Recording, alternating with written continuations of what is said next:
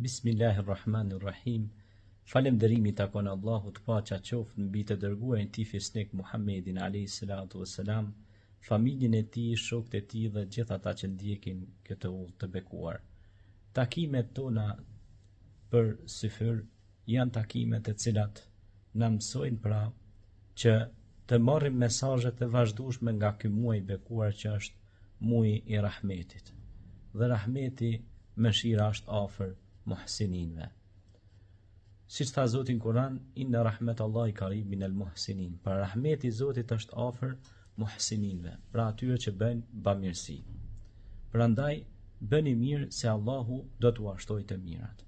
Pra është muaji i sadakas, është muaji i shtimit të veprave të mira.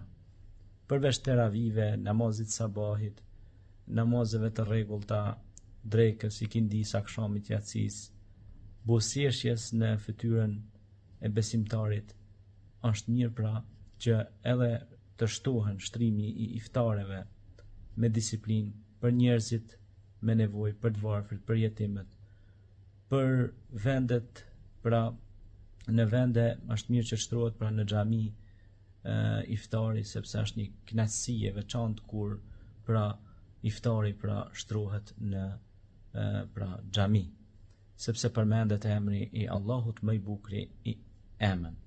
Siç tha dhe Zoti në Kur'an, wala dhikrullahi al-akbar, dhe përmendja ime është gjëja më madhore, më kulmore. Prandaj e jona është si besimtar pra ta përmendim Allahun pa ja nda dhe ta madhrojmë atë.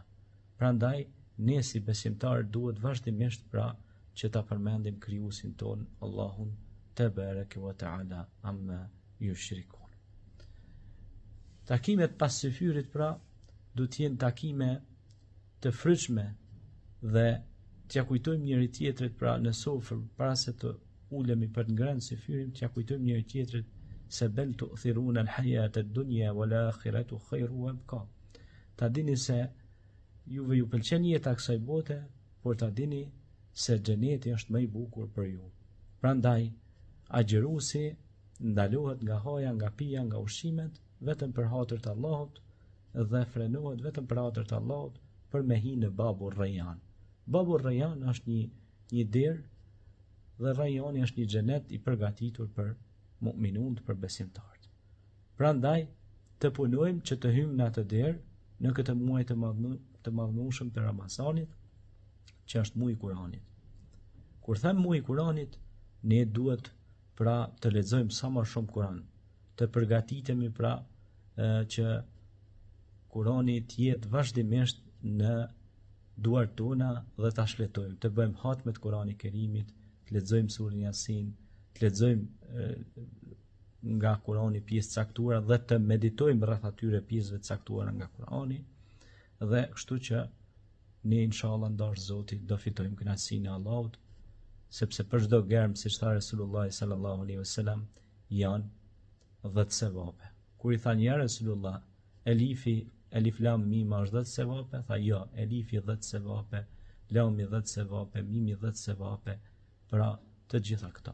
Selamu alaikum, deri në takimin e radhës, inshallah ju lëm në mëshirën e Zotit dhe kërkojmë që t'i shtoni lutjet për ne dhe ne për ju, dhe lutuni se lutja e agjëruesit pranohet. Allahu ja ushtoft mirësinë dhe kërkoni falje në syfyr, estagfirullah, estagfirullah, estagfirullah.